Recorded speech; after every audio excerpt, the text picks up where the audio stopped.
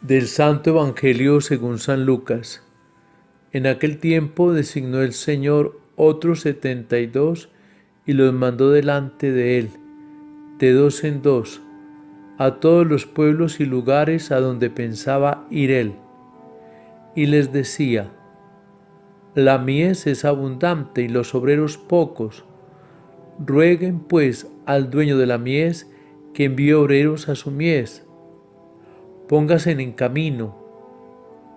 Miren que los envío como corderos en medio de lobos. No lleven bolsa, ni alforja, ni sandalias, y no saluden a nadie por el camino. Cuando entren en una casa, digan primero: paz a esta casa, y si allí hay gente de paz, descansará sobre ellos su paz. Si no, volverá a ustedes. Quédense en la misma casa, comiendo y bebiendo de lo que tengan, porque el obrero merece su salario. No vayan cambiando de casa en casa. Si entran en una ciudad y lo reciben, coman lo que les pongan. Curen a los enfermos que haya en ella y díganles: el reino de Dios ha llegado a ustedes.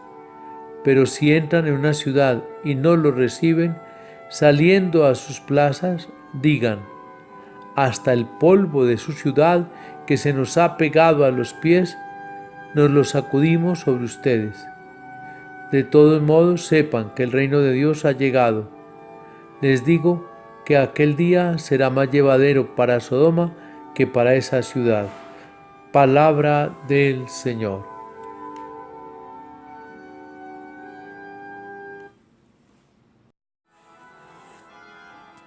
Roguemos al dueño de la mies que envíe obreros a su mies, porque él piensa venir, pero necesita preparar el terreno para su paso entre nosotros.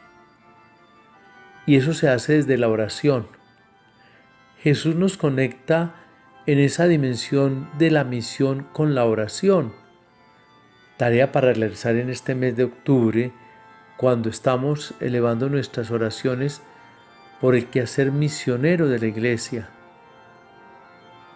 Es necesario renovar el interior del hombre, y el interior del hombre solo se renueva con la palabra de Dios. Quizás podemos tener muchos proyectos, planeaciones, técnicas humanas, pero si no hay oración, todo eso queda en el papel y en los proyectos y en las capacidades administrativas y proyectivas de quienes gestionan, creyendo que con esas capacidades van a extender el Evangelio, cuando lo importante es el testimonio de los que van anunciando el Evangelio. No hay cosa más edificante que un testimonio. Precisamente la figura del santo del siglo XII-XIII, Francisco de Asís, cuya fiesta celebramos hoy, fue un hombre que con su testimonio arrastró a los hombres de su época, y muchos entendieron que él era un evangelio viviente de Jesucristo. Era otro Cristo. Necesitamos hoy ese estilo de vida en este momento convulsionado, como le tocó vivir a Francisco.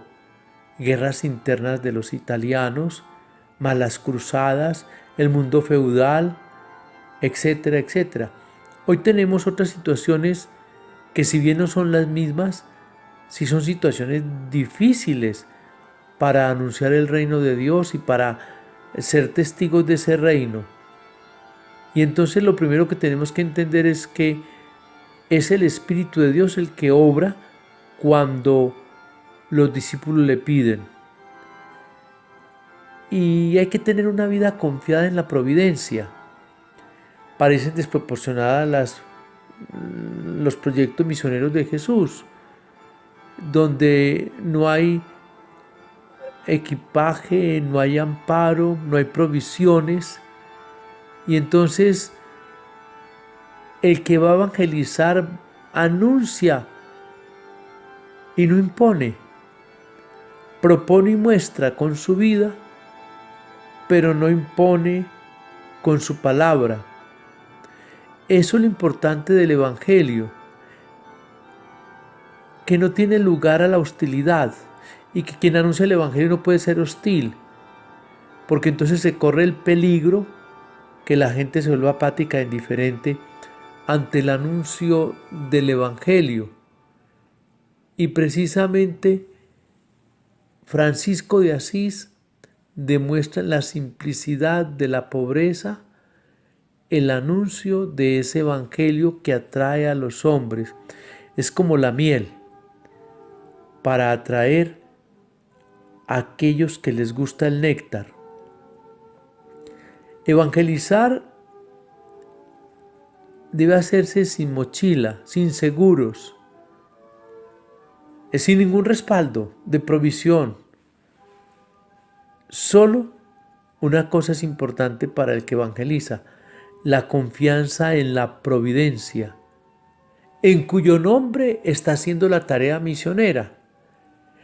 En situaciones difíciles, claro, y hoy más que nunca, como ovejas en medio de lobos rapaces que no van a permitir ningún desvío de la oveja para atraparla y acusarla y condenarla.